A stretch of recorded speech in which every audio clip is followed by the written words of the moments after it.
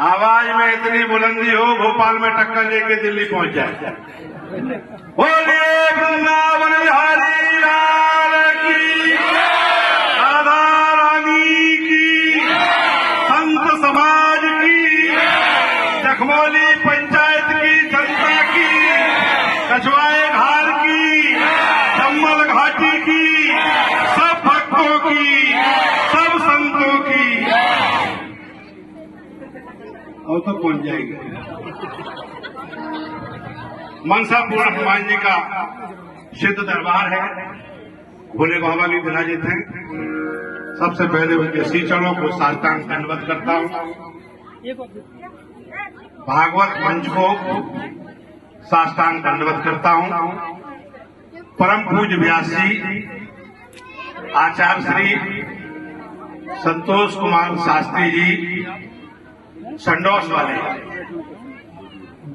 जो इस कछवाए घाट की माटी की एक मणि है, मैं उनके श्री चरणों को साष्टांग दंडवत करता हूं, जिनके श्रीमुख से कथा का रसपान कर रहे परीक्षित जी महाराज। ये तो शरीर अलग अलग है, आत्मा हमारी ही कही है, सही बात यही है। अब हमने अभी जाना है कि ये भिंड जिले के हैं, हम तो जानते मुरैना के हैं, लेकिन भिंड मुरैना भाई भाई। मैं उनको भी प्रणाम करता हूं। सपत्नी को परीक्षित हैं। ये बड़ा सौभाग्य की बात है कि भागवत जैसा आयोजन, पुराणों में सबसे श्रेष्ठ पुराण है भागवत। इसको सुनने मात्र से करवाने वाले को तो मोक्ष मिलेगा ही, लेकिन जो सुन रहे उनको भी मोक्ष मिलेगा, सीधे भवसागर पार होंगे। ऐसा ये महापुराण, ऐसा वेदों शास्त्रों में लिखा। ये भगवान श्री कृष्ण की ब्रजभूमि में बसा हुआ ये मुरैना और भिंड, इसका कड़कड़ अभिनंदनीय है, कड़कड़ वंदनीय है। सूरदास जी ने लिखा है अपनी कविता में कि मानस हो तो वही रसखान, मानस हो तो वही रसखान, बसो ब्रज गोकुल गांव के ग्वारन, और जो पशु हो तो कहा बस मेरो, चरी हो नित्यानंद की धेनु बझारन। जो खग हो तो बसेरा करो, मिल कालिंद कूल कदम की डारन, और मानस हो तो वही रसखान, बसो ब्रज गोकुल गांव के ग्वारन। ये ब्रजभूमि में बस करके हमारा जीवन धन हो गया, हम सबका जीवन धन हो गया। गोस्वामी जी ने कहा है कि सुतदारा और लक्ष्मी, सुतदारा और लक्ष्मी पापियों के घर होए, और ये संत समागम हरि कथा तुलसी दुर्लभ तो। ये दोनों चीजें एक साथ हमारे परीक्षित जी महाराज, राजकुमार दुबे जी और रश्मि दुबे जी, उन्होंने इतना बड़ा आयोजन करके उनके पूरे परिवार को मैं लंबी उम्र की कामना करता हूं। पूरे क्षेत्रवासियों को, ग्रामवासियों को और धन धान्य के लिए भी कामना करता हूं कि उत्तरोत्तर प्रगति हो इस क्षेत्र की।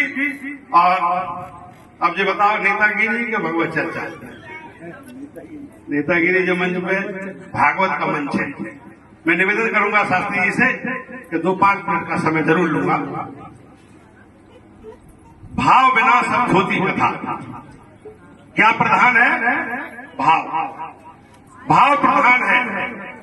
हमारे साथ कुलदीप तोमर जो आपके भिंड के निवासी हैं, वो आए हुए, उनका भी मैं पूरे साथियों से सम्मान करता हूं।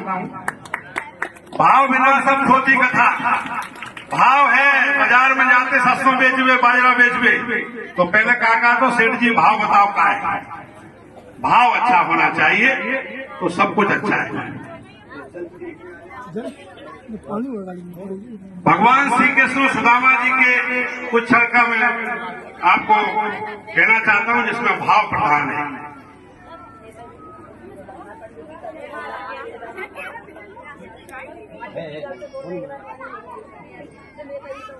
बचपन में श्री कृष्ण सुदामा जी आपस में सखा थे, सांदीपनी आश्रम में पढ़ते थे। एक समय ऐसा आया कि भगवान श्री कृष्ण द्वारकापुरी के राजा हो गए और सुदामा जी के घर में अत्यंत गरीबी आ गया। गरीबी को देख करके उनकी पत्नी सुशीला जी ने कहा कि जाकर के तुम अपने बचपन के सगा श्रीकृष्ण से कुछ मांग लो जिससे अपनी गरीबी दूर हो जाए। लेकिन साथियों, भक्तों, सुदामा किसी मामूली व्यक्ति का नाम नहीं, जिसके सभी इंद्रियां वश में हो उसका नाम है श्रीदामा। लेकिन पत्नी के बार बार आग्रह करने पर सुदामा जी तैयार हो गए। घर में इतनी गरीबी थी।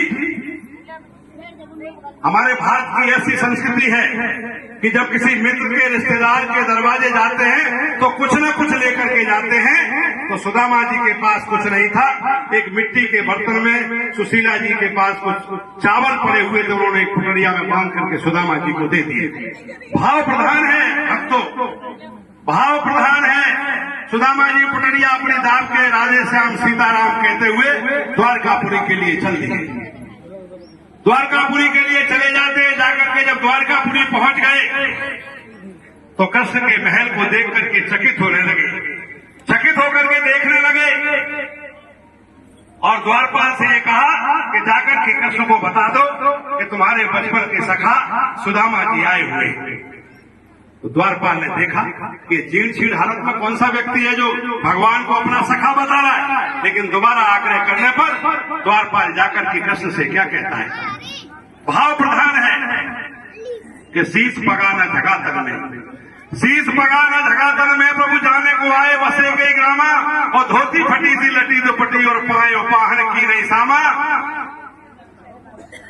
और धोती फटी सी लटी दुपटी और पाए पाहन की नहीं सामा, और द्वार खड़ो तुझ दुर्बल देख रहो चकसों में सुधाया।